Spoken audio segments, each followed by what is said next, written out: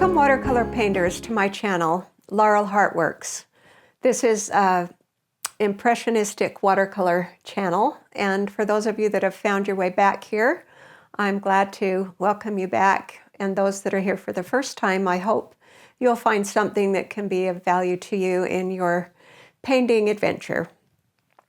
People sometimes ask me what my favorite subject is to paint. Figures, florals, landscapes, cityscapes. Though I love all of these subjects, none of them I can call my favorite, because actually my favorite subject to paint is light. Light makes whatever it touches more beautiful. It highlights things, it warms things, it exaggerates color, it adds form to a subject, or it can also simplify a subject by eating out detail. It can reveal or conceal. It truly is all-powerful. In short, it is our greatest tool to explain or enhance our subject.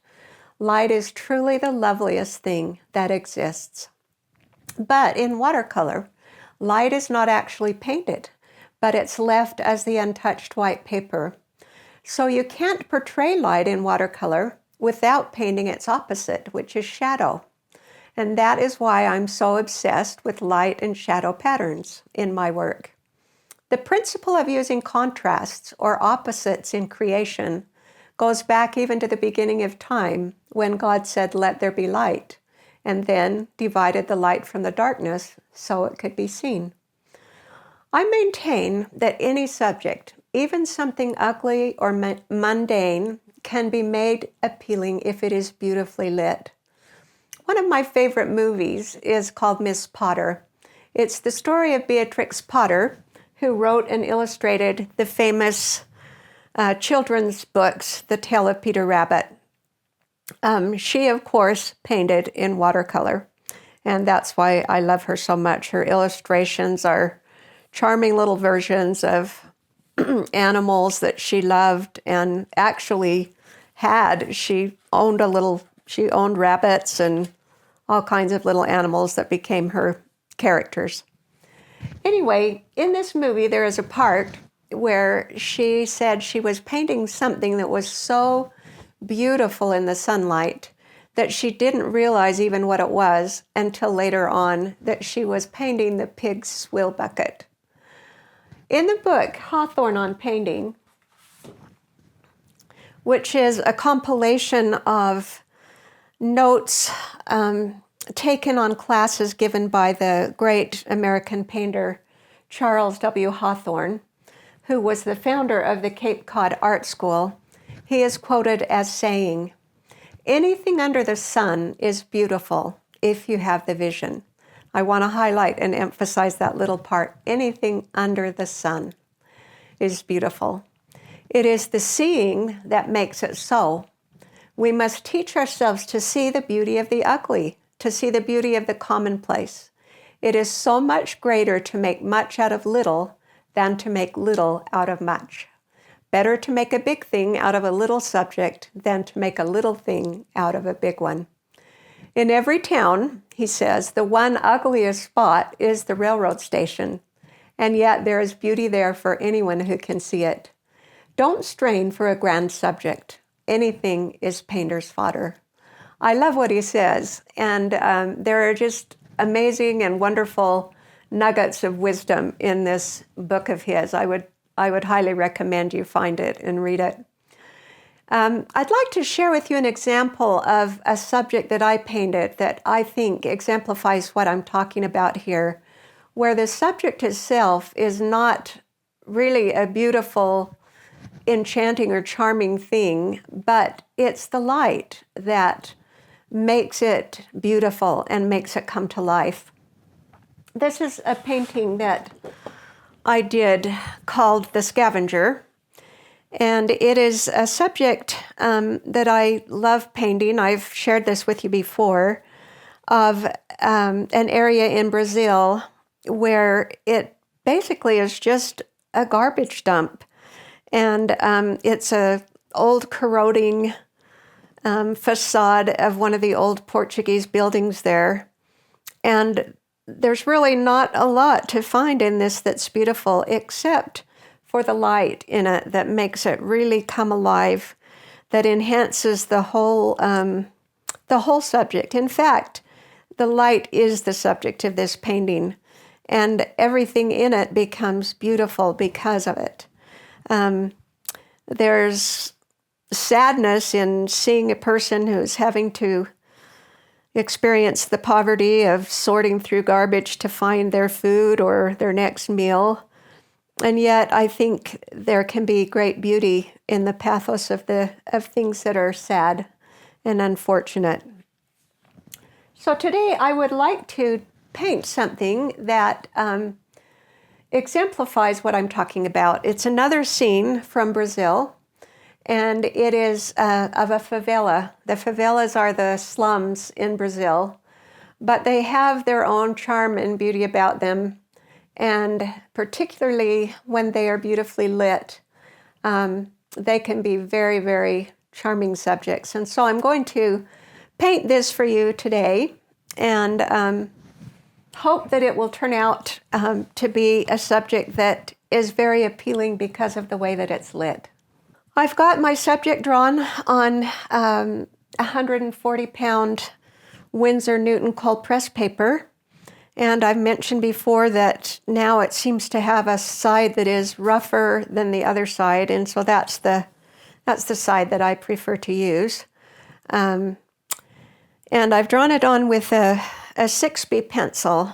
I know that some of you have said you have a problem getting your pencil marks erased out at the end of your paintings, but I find with the 6B pencil on this paper, I can paint over my pencil marks and they will still erase out at the end. I haven't had any problem with them not coming out.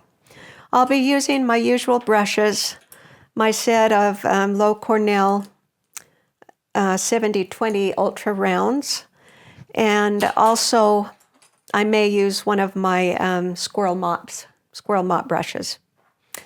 My palette is ready to go. You can see how wet I've got the colors. All of them are tube colors, and most of them are Winsor Newton paints, although any professional artist brand I am not opposed to using. So I'll be using probably most of these colors. I'll have a warm and a cool of each of the primaries. I'll have cadmium red medium, and then I've got alizarin crimson as my cool red. And then I've got cadmium orange that I'll use some. My cool yellow is aureolin, and then I've got cadmium yellow medium.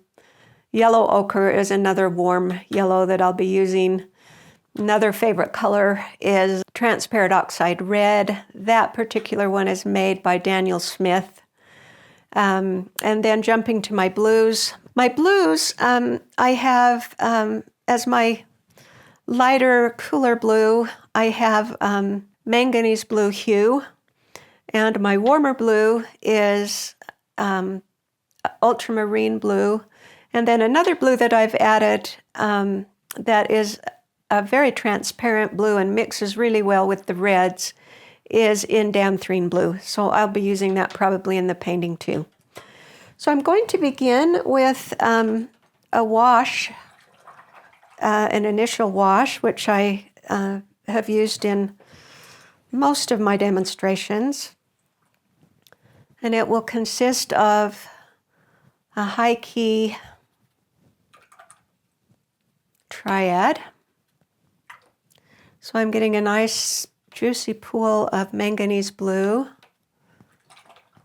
And next I'll have alizarin crimson. And notice I'm not going to mix them per se on the palette. I'm just going to let them mingle together. And for the yellow, in this case, I'm going to use, I think I'll use the little more muted yellow ochre.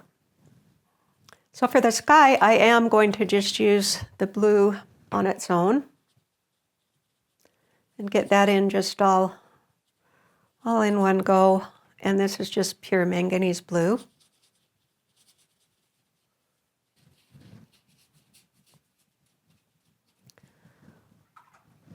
Then I don't want to leave hard edges between the sky and coming over here into the foliage. I think I'll move into that next.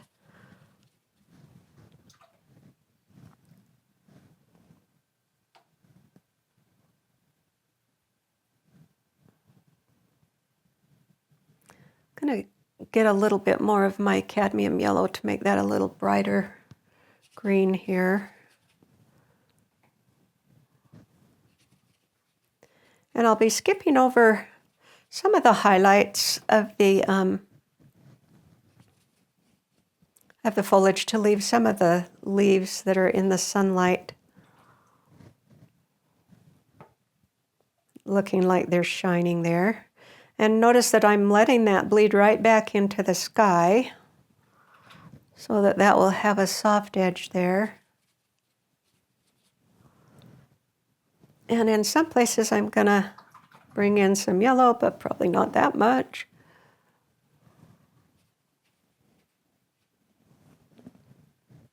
It's sometimes nice to put some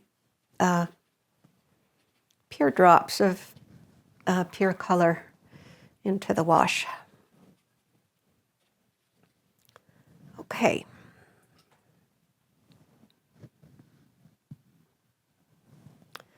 And a little bit of purple up here for that little overhang.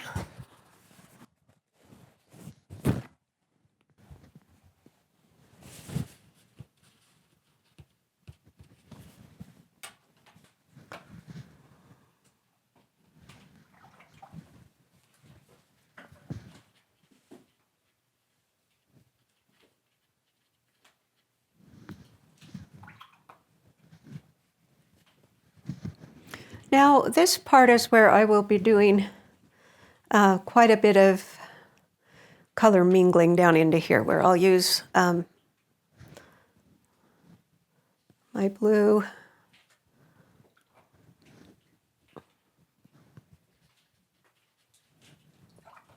and my red and my yellow to get in these colors down in here that are just kind of mingled together.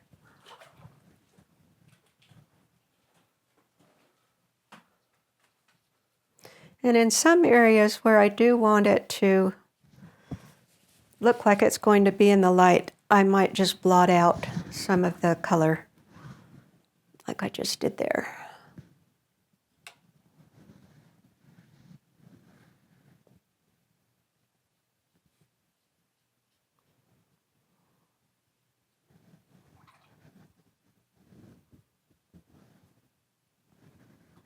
I'm going to pull in a little bit of orange too into here. Down into here I can see these kind of pretty oranges.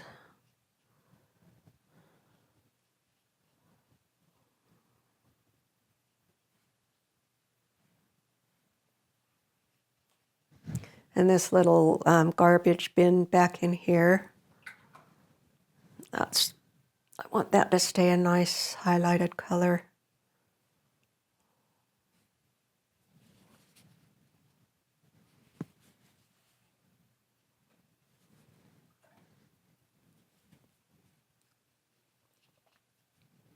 Then I again want to skip over the highlights on these cars.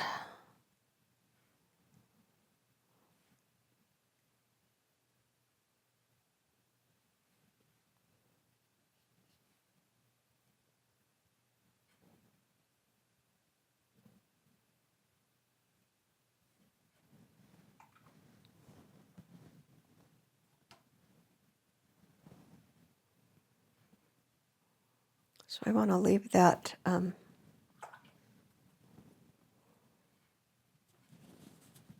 little white area that's in the sun there.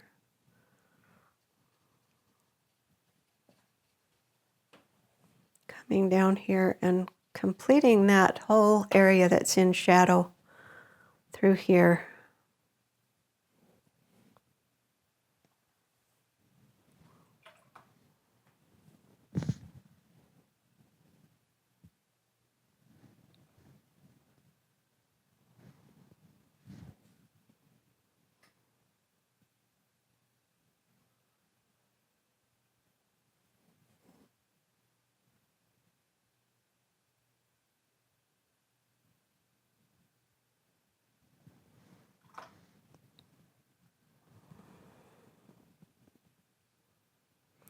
So you can see I'm painting that all without a break in it so that it's going to read as one big shape coming through down through here. And then down in here, this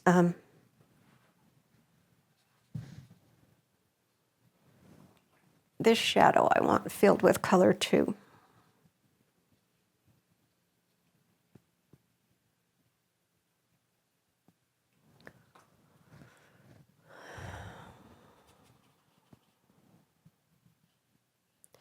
And I think I will go into some of my darker blue here because I don't really want to go back into this area down here once it's dry.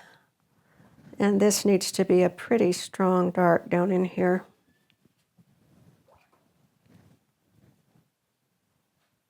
And that was ultramarine blue that I went into there.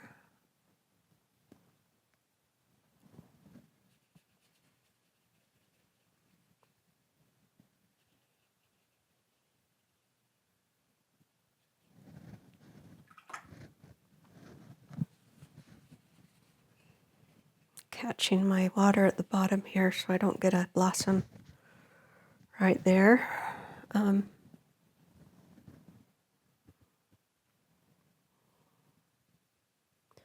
hoping that I've left that dark enough in there, which makes me think that this might need a little bit darkening here too.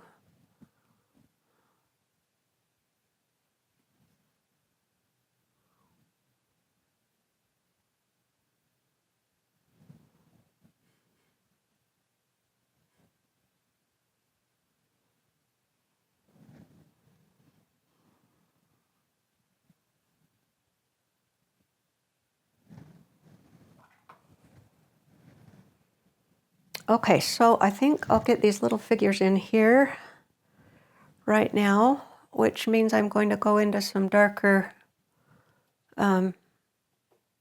browns. I've got my transparent oxide red, and I think this is burnt umber here. And I want to be careful that I leave that little halo of light on her head, and especially on her shoulder there, because that is what is showing us that she's in that sunlight.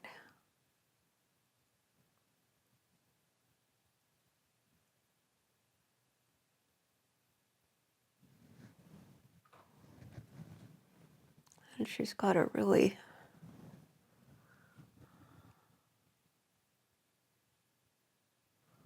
bright shirt on.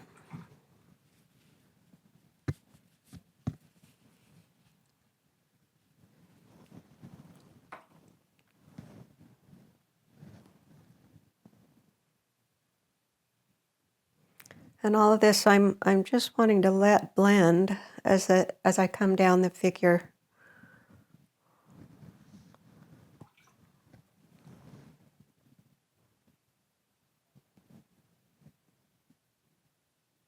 I need a darker brown for her skin tones there.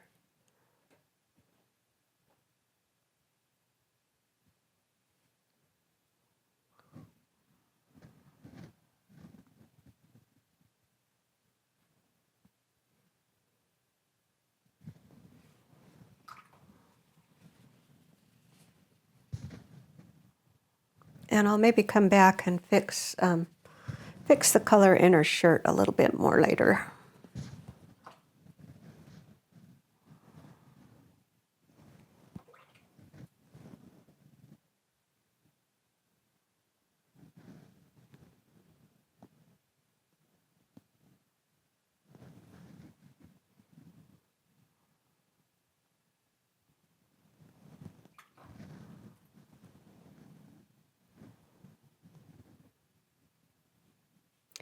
These favelas are really sad because the the people really are in poverty there, but they're so resilient and do so much to keep their dignity. They're really a remarkable people.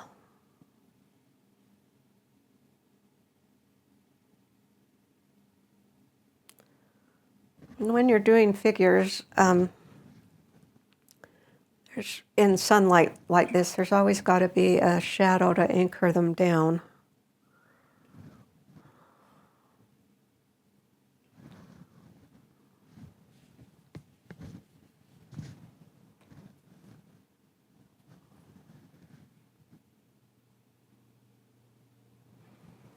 When we were living in Brazil, we had,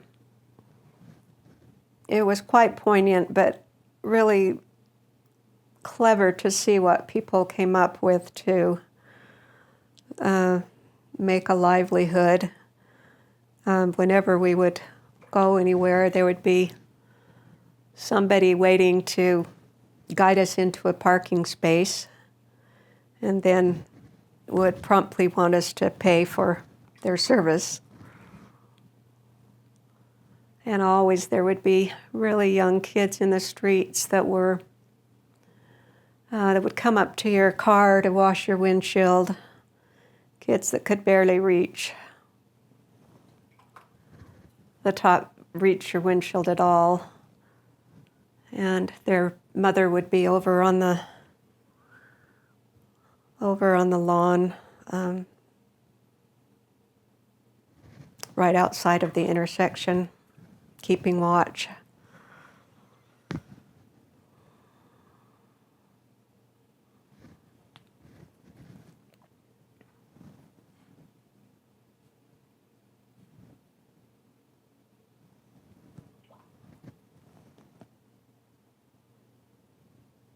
Another time we went to a restaurant where a young man, we went in the restaurant, and when we came out, a young man had put an old piece of cardboard on our dashboard and told us he had kept our car from getting overheated in the sun while we were eating. A lot of ingenious things people did to come up with a way to keep food on the table.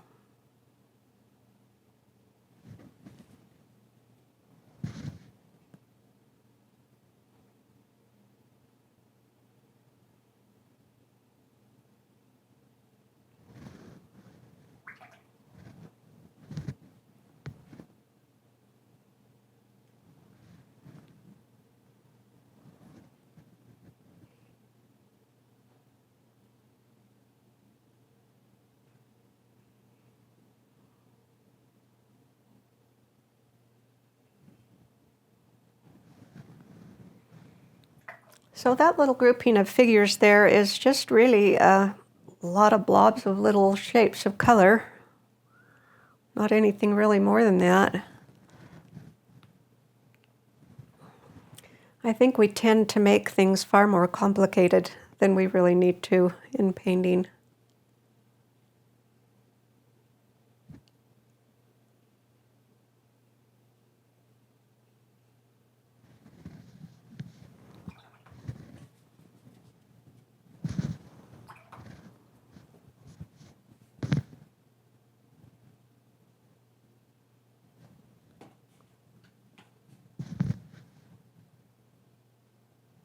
I've got another figure up here that I might as well get in now too.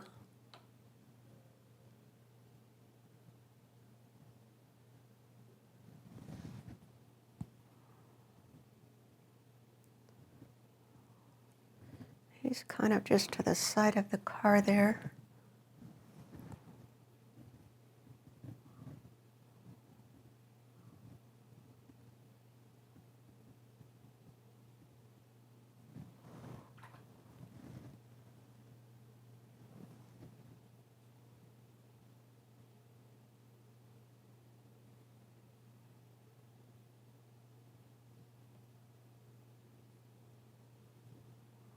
And then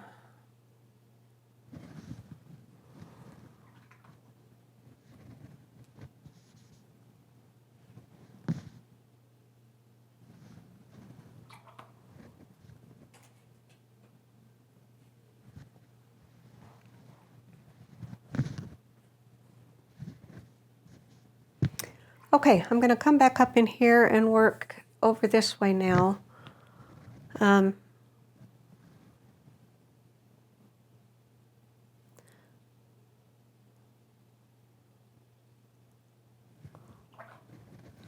It's more of a bit of a turquoise. I'm going to add some blue back into there.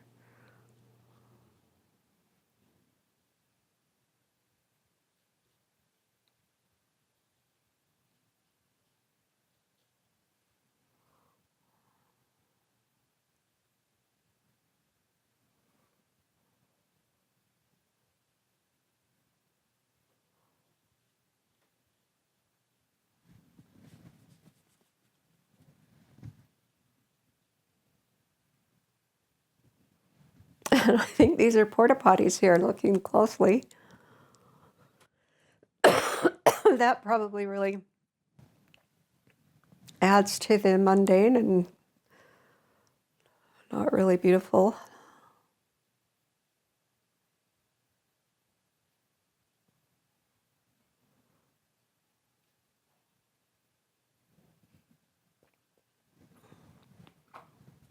One thing about the favelas, they are really colorful.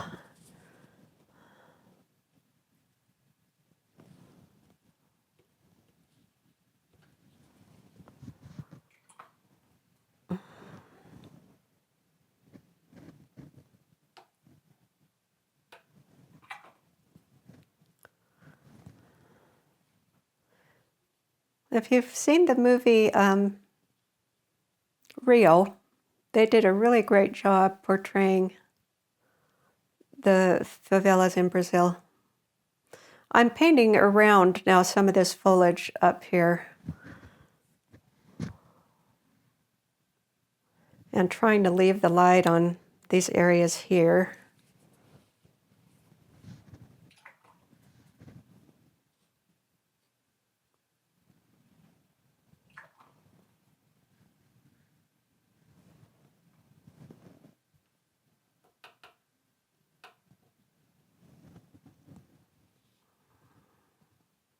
And then down in here, the sun is coming on an angle here, so you get these really pretty shadows that are slanted.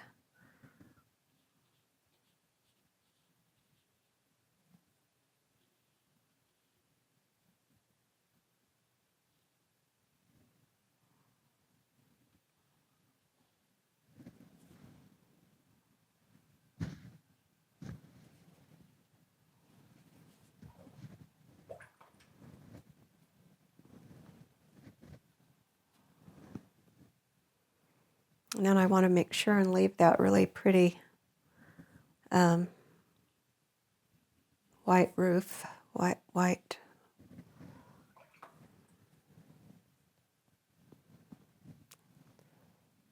Roof that's along there.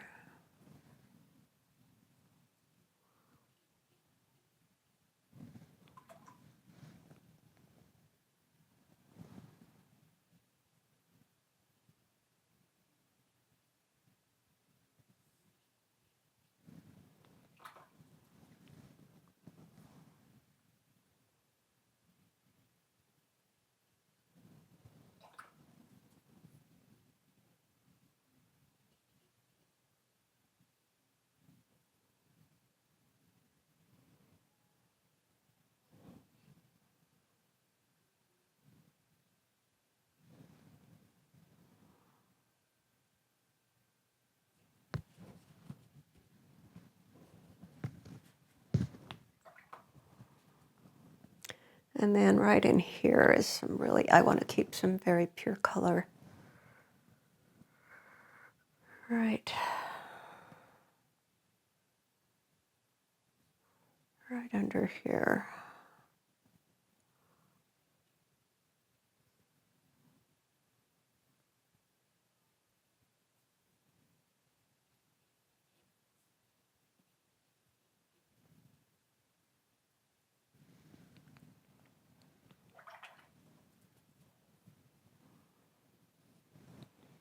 And then I'm going to put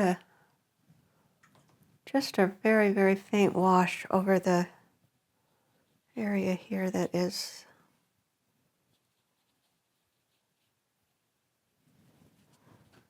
in direct sun there.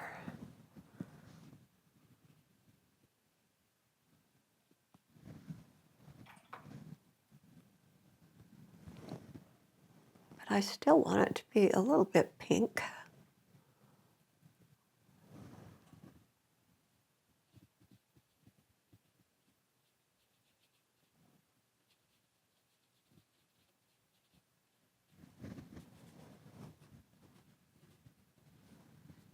Okay, I think that's a little better.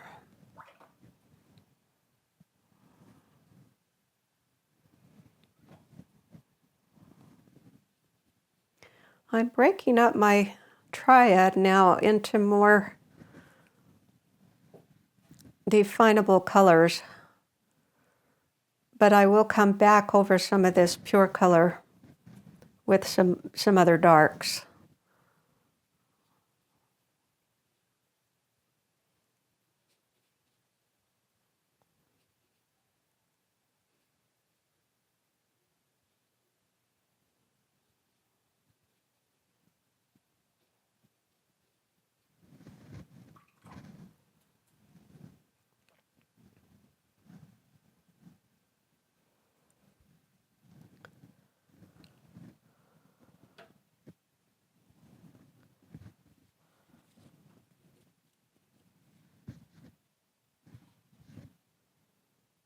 That was a little too soon to put that head in.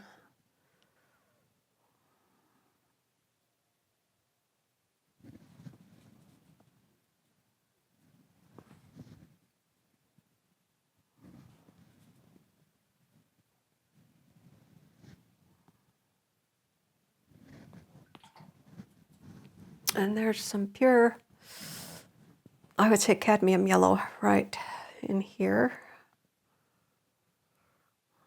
There's yellow chairs everywhere.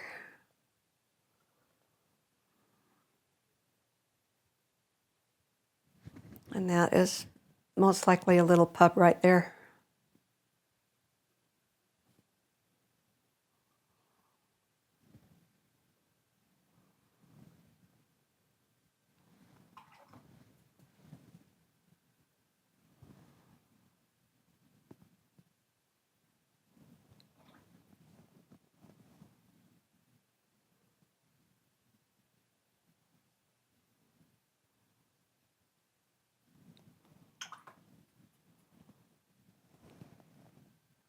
And it looks like some stairs right there, so I'll leave the highlight on top of each step. It comes down through there.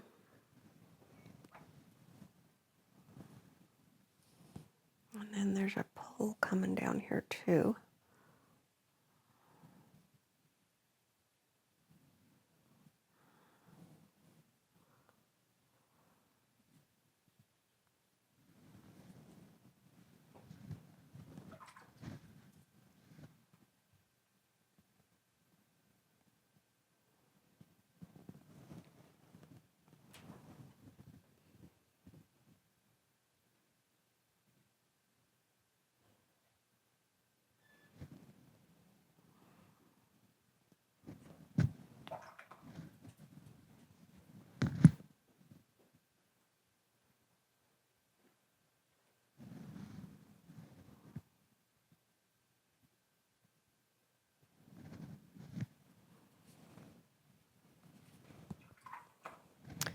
I'll just continue working on to this other side over here.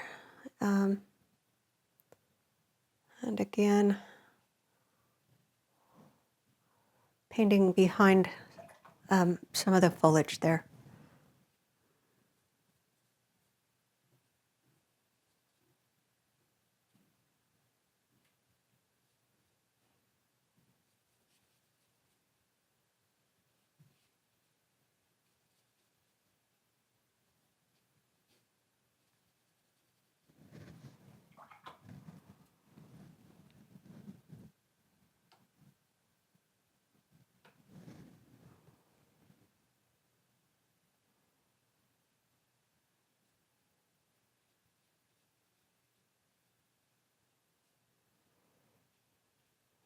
And I'm not really caring if some of this color bleeds into some of the other buildings around it, like right there. Got another figure. And then this part up in here is still part of the pink building, but it's got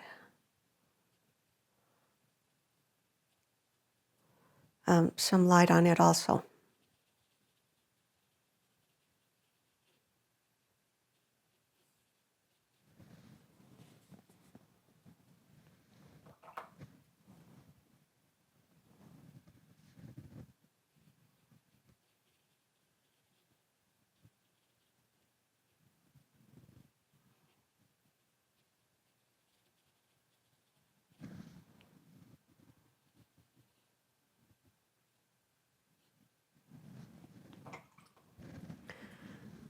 Okay, and I'm going to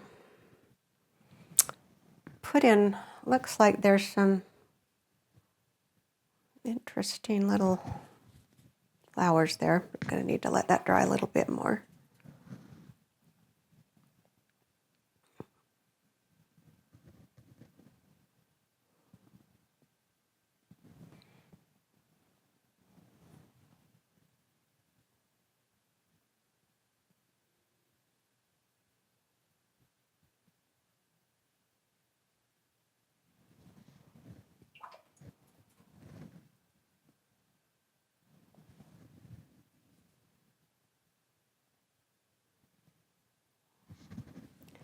Getting the hit on that other figure here.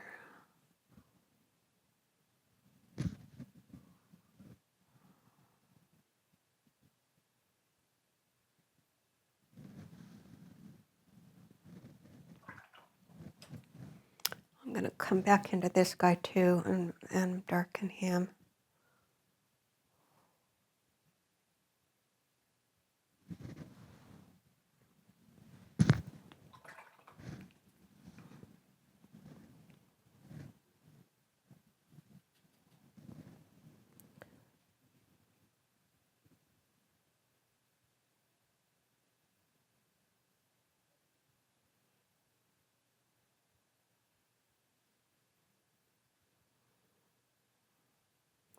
I've got another little highlight on the car I want to preserve.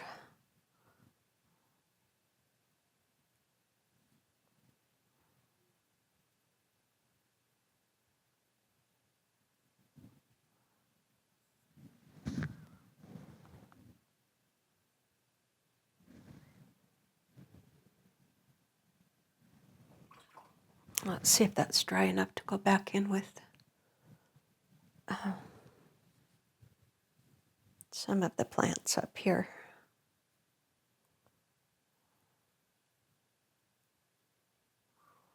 Right along here.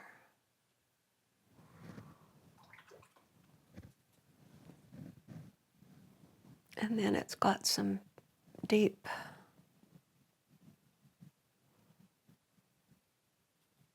foliage down underneath that.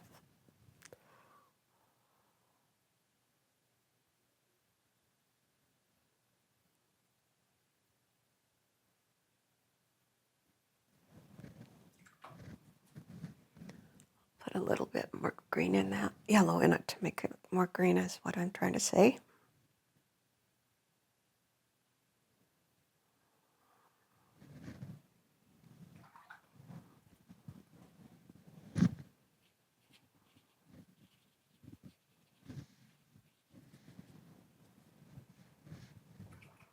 Let that bleed out a little bit.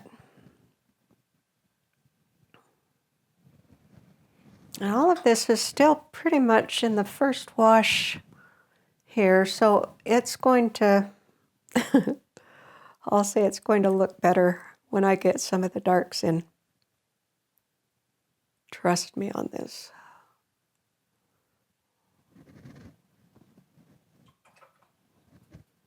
Okay, let's get this little grouping of figures in down here. I think that's so tender there, the mother and her two kids.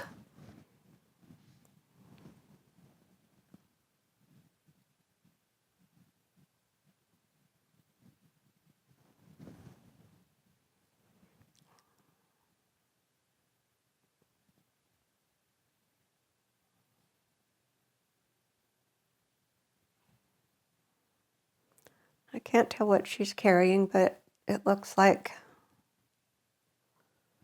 she's either coming home from the market or going to the market. I don't know which.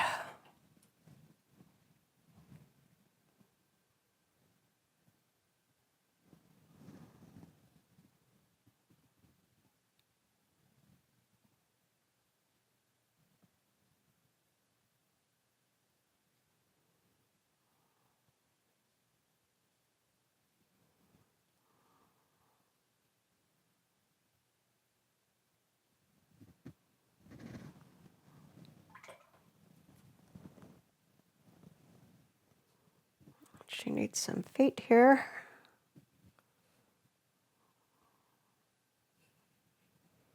And a shadow to anchor her down.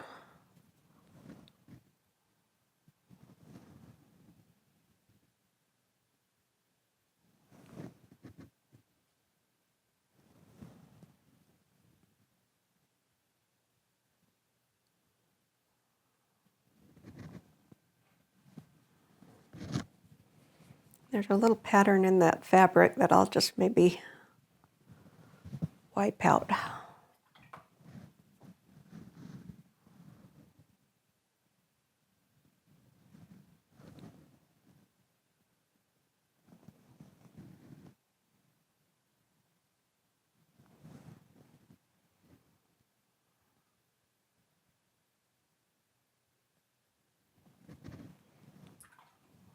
And it's very, very warm there, so very typical to see the kids without any shirts on.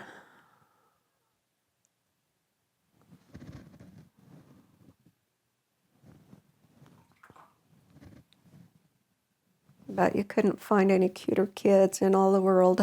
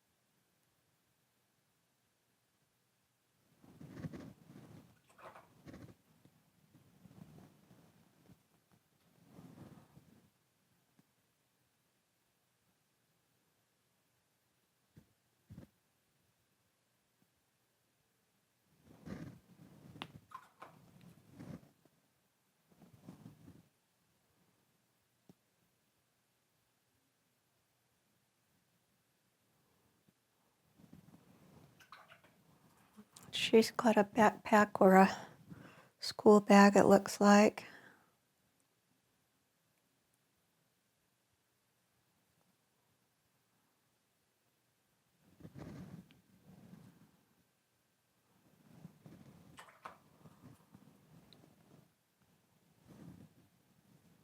She's carrying something.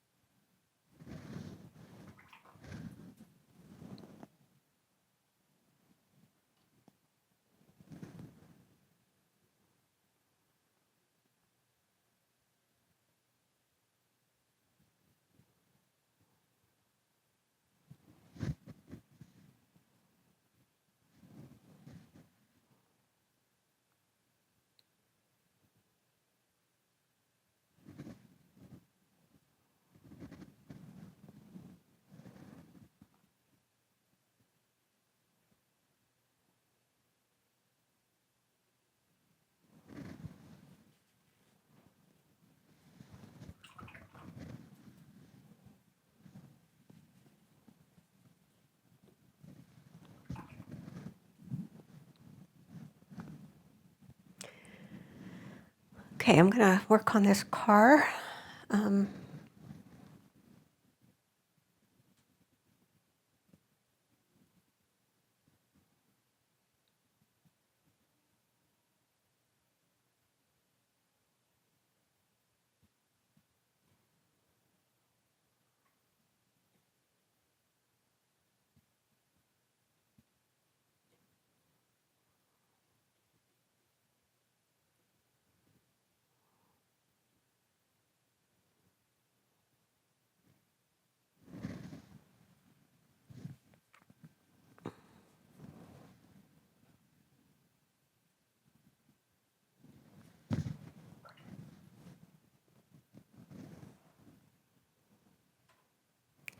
Oh, and I'm missing the back of it. It looks like.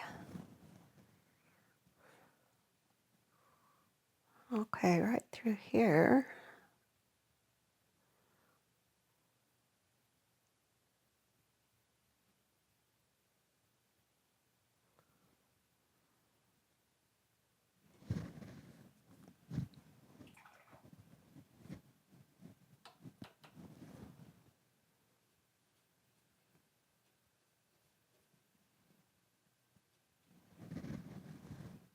And I'm not going to put this figure in.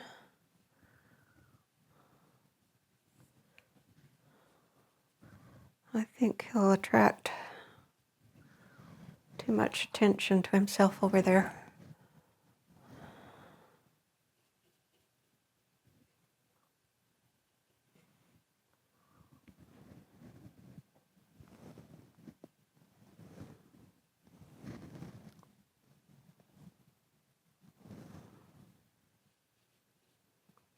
It's almost a purpley brown over there. And then I want to keep some nice color in this as well, which is some kind of a refuge bin. So again, it's not a typical thing that you would want to paint for a beautiful subject, but just because of the pattern of the light and shadow, I think it's going to work out to be kind of pretty, hopefully.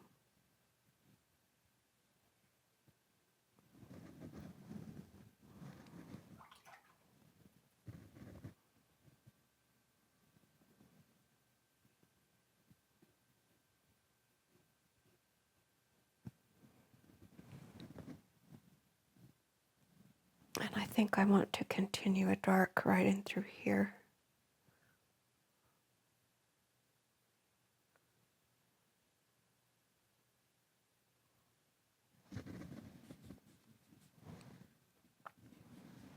And we don't really need to know what that is.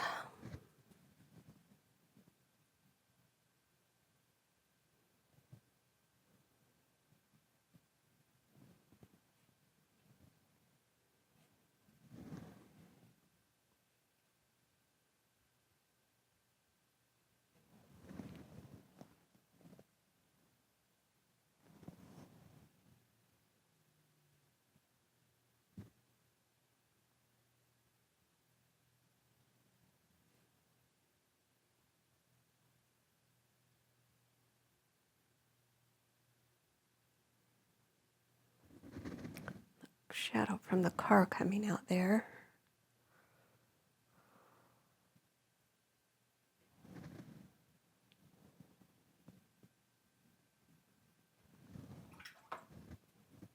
Okay, then all the garbage here is just going to be painted little pieces of light and shade again, but varying the color.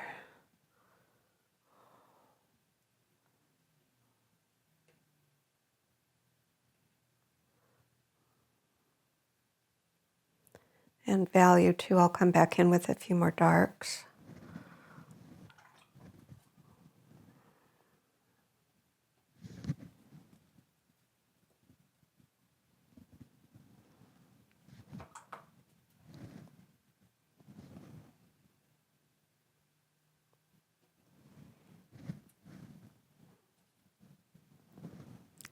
And there's kind of a really fun bright blue there.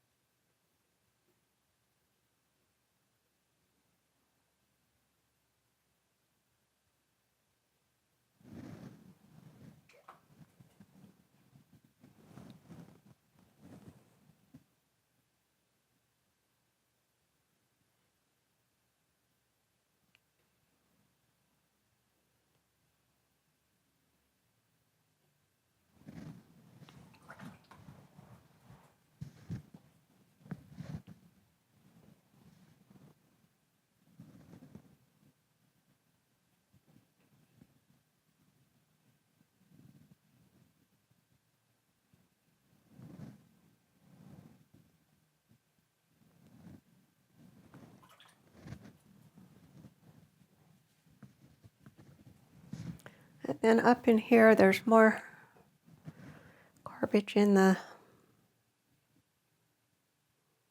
garbage container.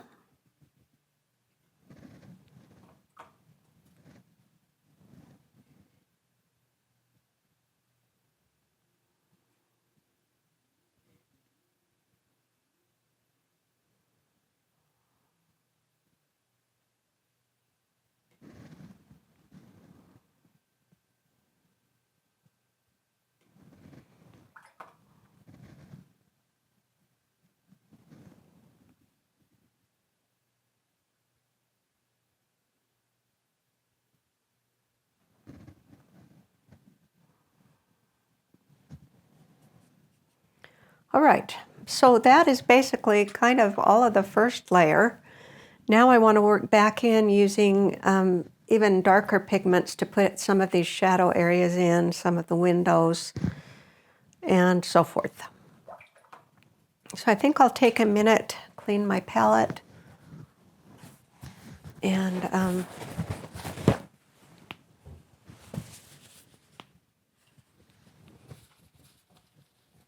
get some cleaner color. The pigments start to just get a little bit muddy after a while in that first wash, so I'm going to wipe those out and get another layer of color going here.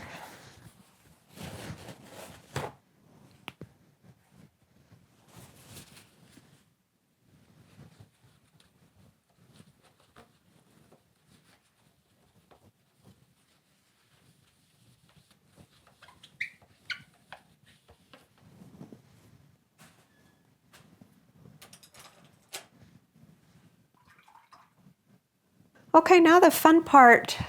Well, the first part's fun too, but this part is fun because things begin to take definition as I'll be adding in the darker shadows, and that's what will really make the light pop, like we talked about in the beginning.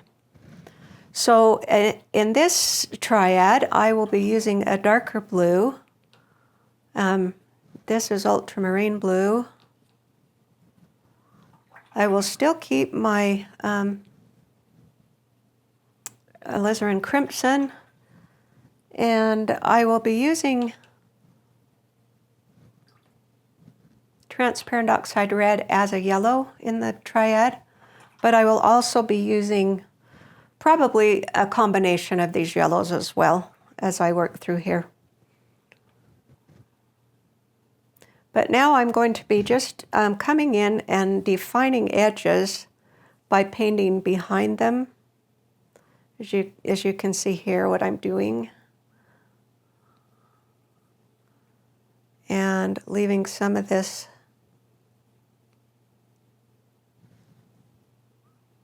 underpainting showing through as some of the windows and other stuff, whatever it is.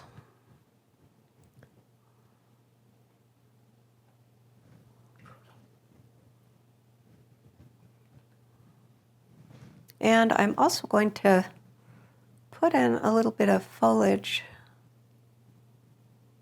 as I go here too, I can see that there's some right in here that maybe wants to come down into that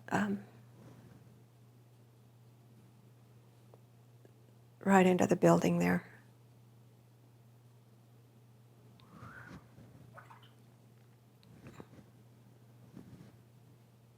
And then I'm going to set off the edge of this building and roof here.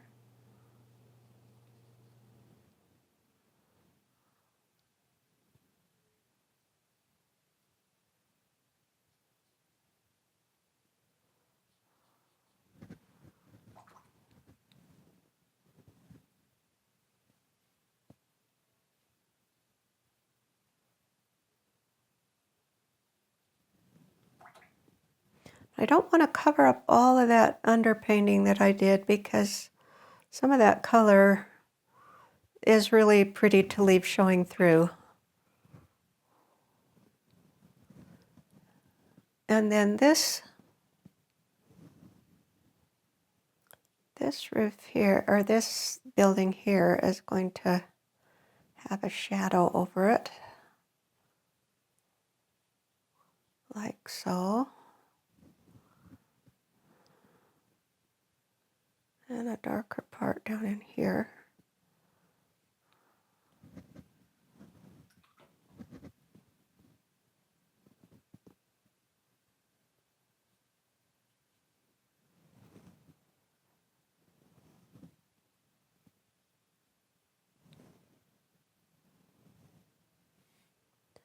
So rather than looking for a specific color, I'm looking for values here to create these shadow patterns. And I don't necessarily care so much what the color name says, but I want it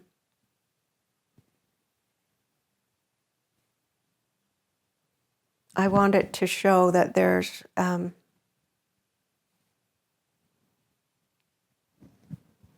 light coming down in through here, and I want this to have a really hot color under here.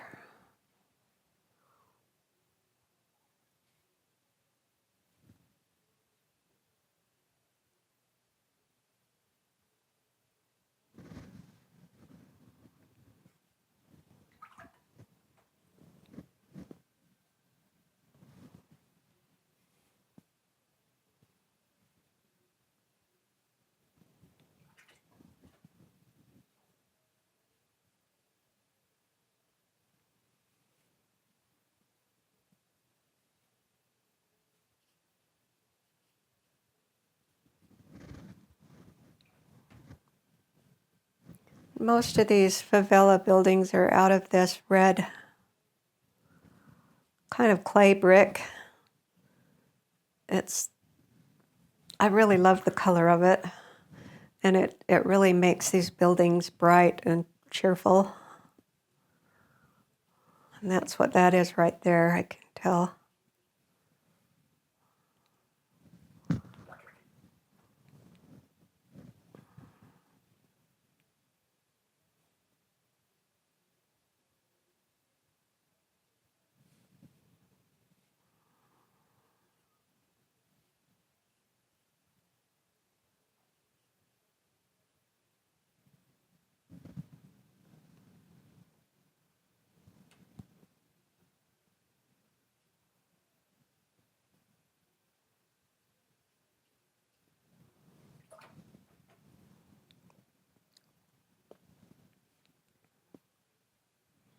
And I'm going to try to kind of paint around some of these car shapes so they come back into the picture a little bit.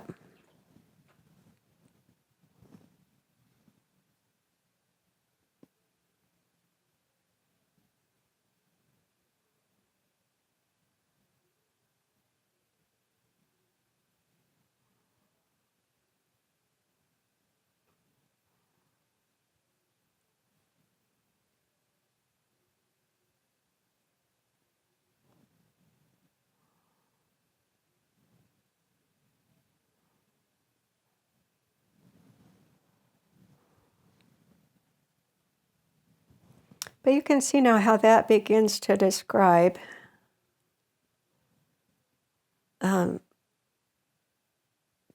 cars and buildings a lot better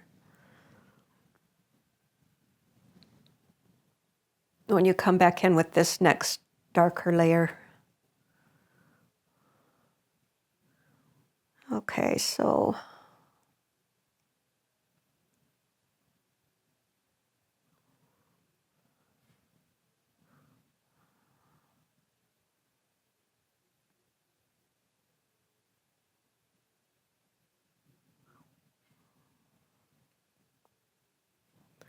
got myself a little bit lost here on the windshields, but hopefully they'll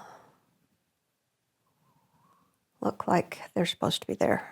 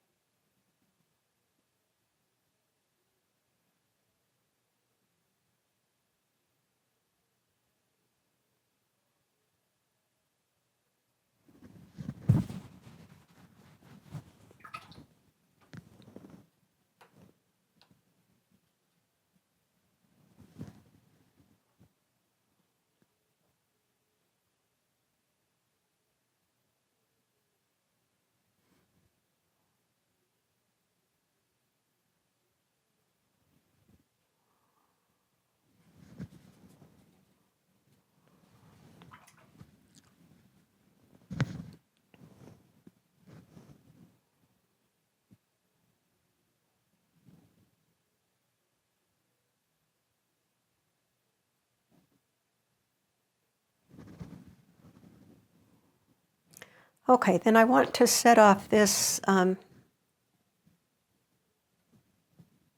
little umbrella stand thing that is a little beer stand, I think is what it really is.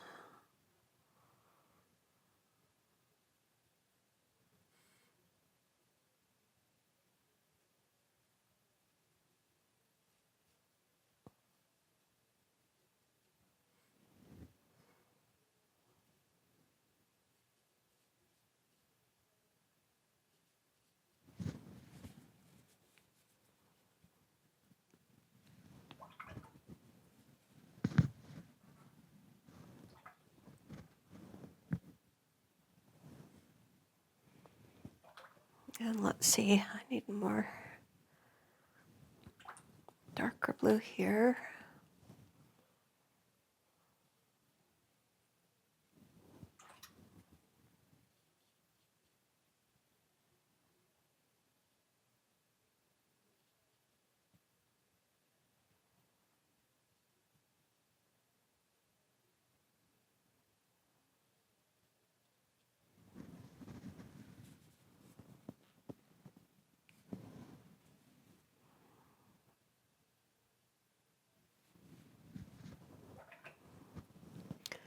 But I don't know, the construction of these things are just so fascinating to me. They're so haphazard, and yet they're so, I don't know, there's some kind of an order to them too that is really, really fascinating and beautiful in their own way.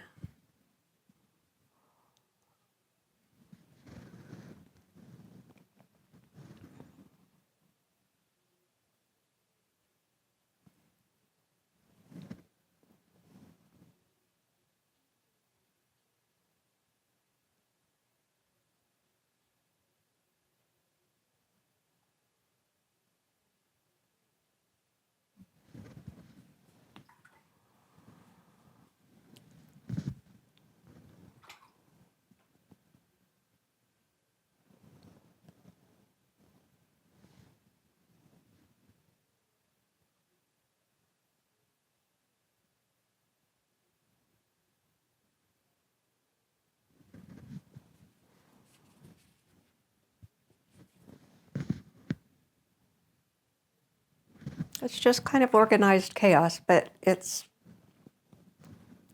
beautiful in its own way.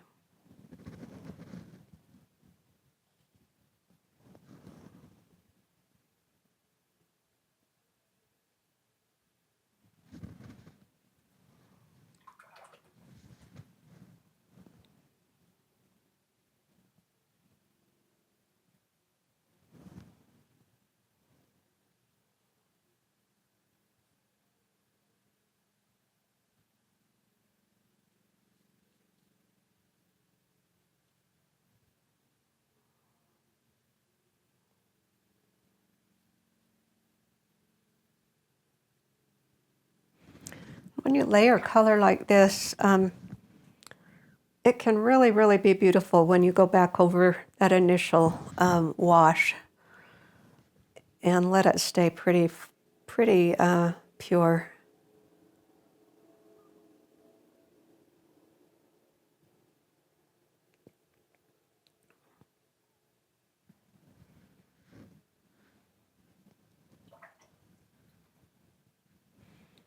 And I still need to get this figure darker. I can't seem to get him in the right value I want there. And then it looks like there's another figure sitting down here.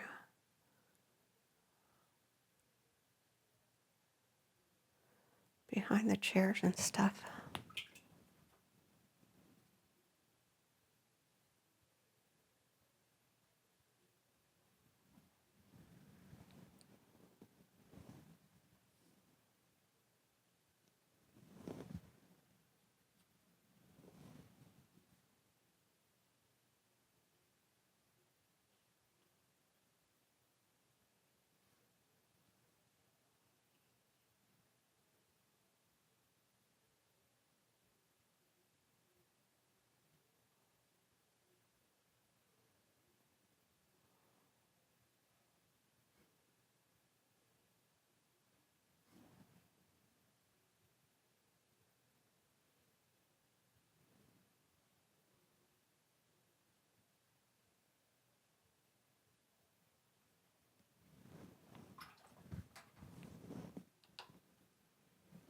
think my paints are ready for a good... Ah, no! Nothing a little paper towel can't handle. My paints are ready for a good little spray down though.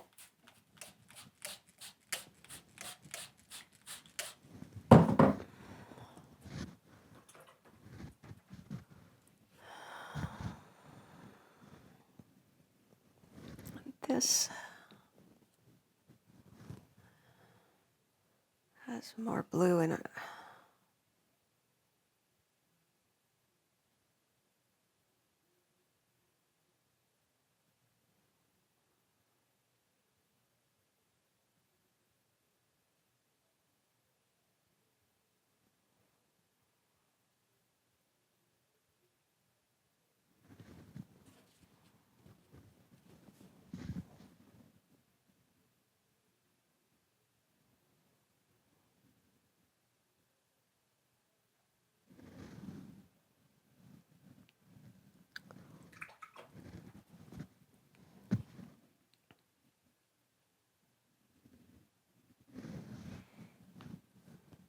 After I said how pretty that wash is over here, I've got to darken it.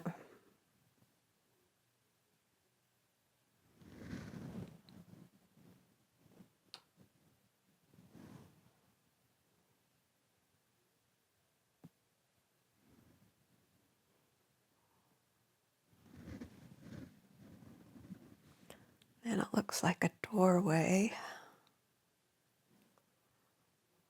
back in here.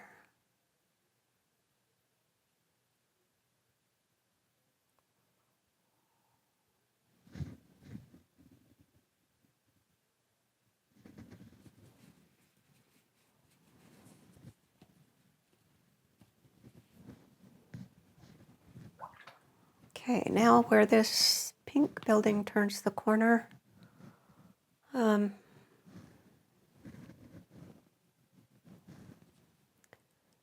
we need a shadow.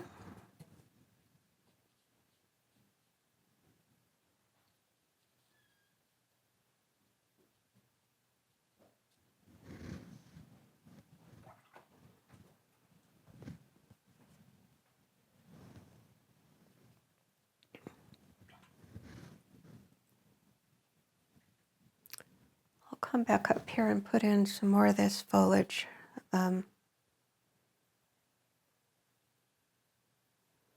Up above the little ledge there.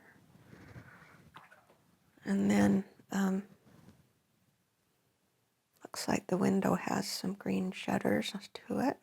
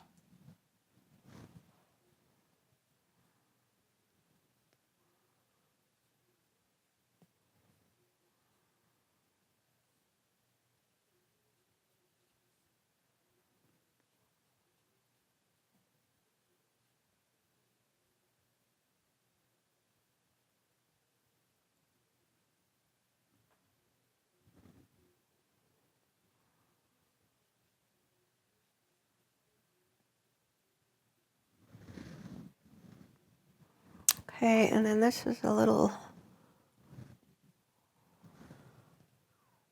pinker over in here.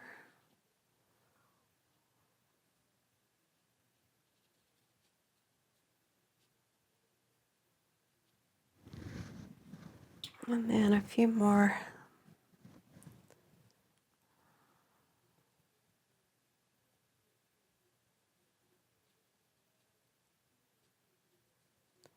leaves coming down into here.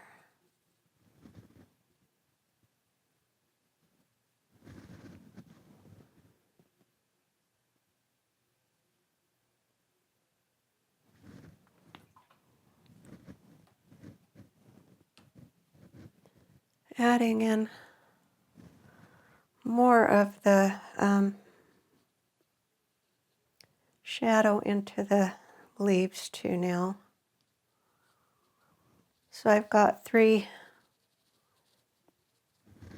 levels of dimension there now. I've got where I've got them in bright sunlight,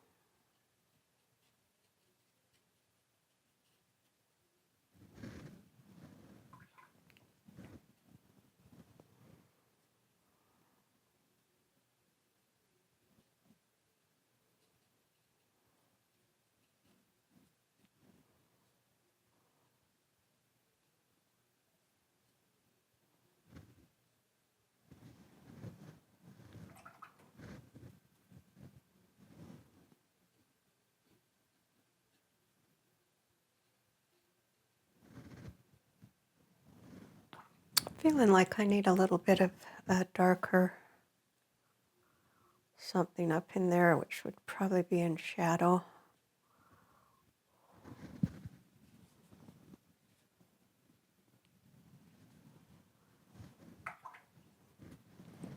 And then probably, I think I still need one more layer of really dark in this. So generally three layers will end up giving me the dimension that I want in a tree.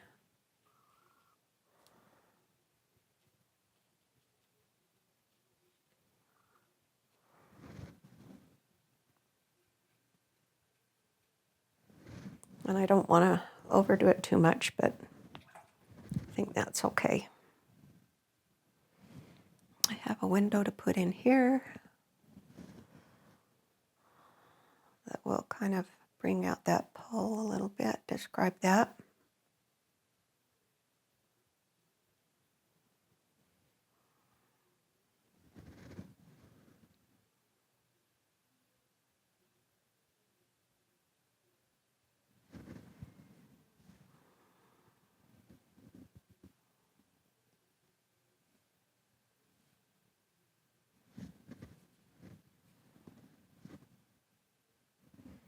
Just kind of putting in some of the punches of darks now.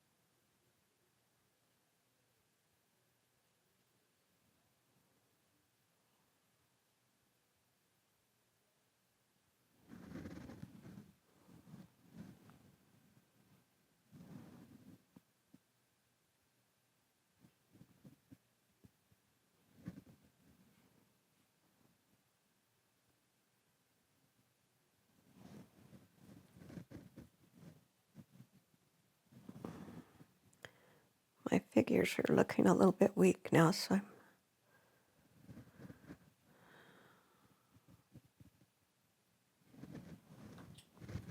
touching them up a little bit.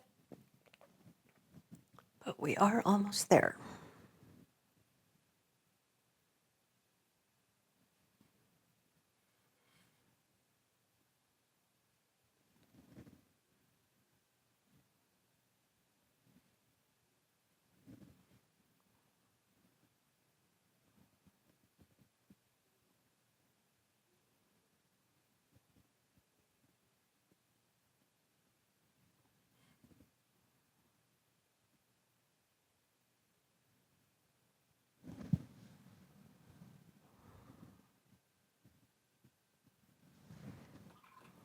Okay.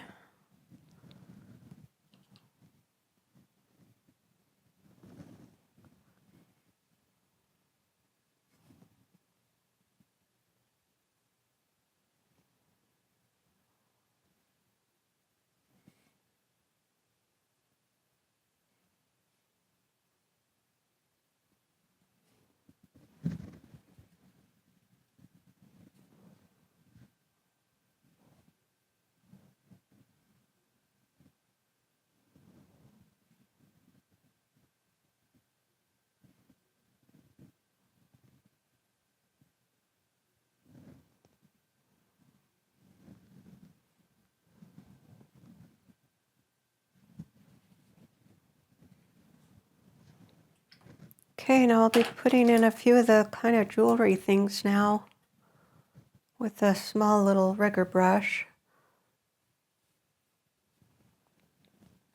But these kind of add reality to the subject sometimes.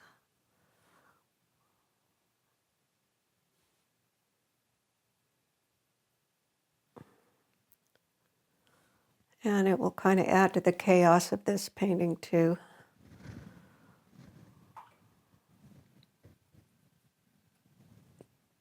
Putting in a bunch of these wires.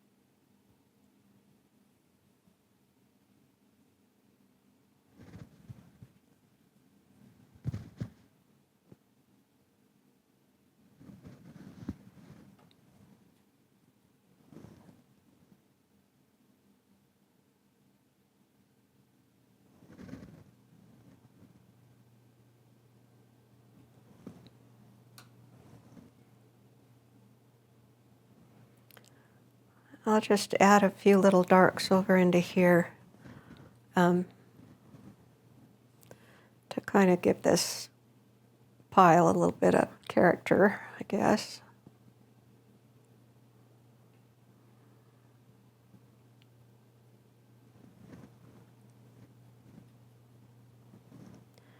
But I think I'm nearing the end and I need to close because this is getting really long. And I'm sorry about that.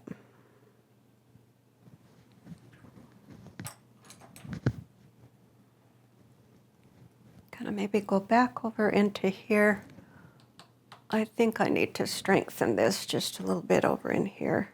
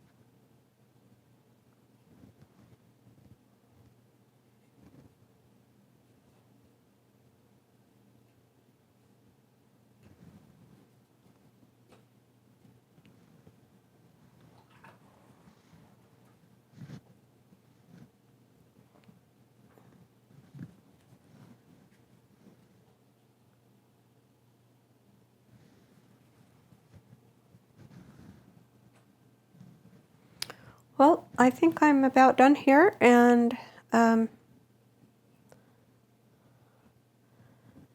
hope that has been a fairly good lesson on how light can make any subject beautiful. I would like to close just by sharing a final quote that I have in my studio. It's always pinned on my bulletin board, but I brought it to share. It was found on the scrap of paper in Leonardo da Vinci's room. May it please the Lord, light of all things, to show me the way so that I may paint light worthily. And that has kind of been my mantra as I have tried to paint light worthily. I think it is the most beautiful subject that there is to paint. And watercolor is a medium that is unequaled, I think, in portraying light in a medium. And I hope this has been beneficial to you. Thank you for joining me, and I will catch you next time on another segment. Thank you.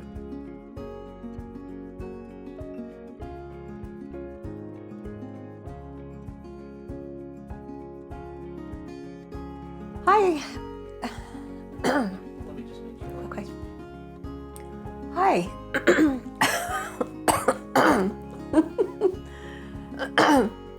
Hi, and welcome to my watercolor. Okay.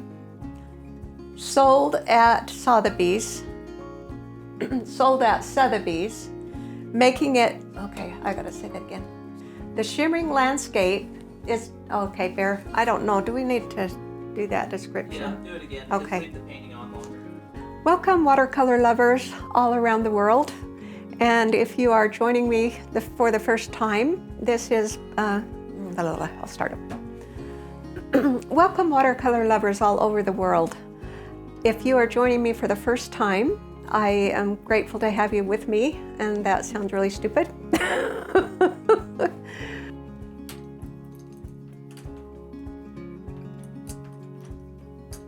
Cut Bear. I'm missing my, did I just lose my brush? Oh man. I can't remember my colors.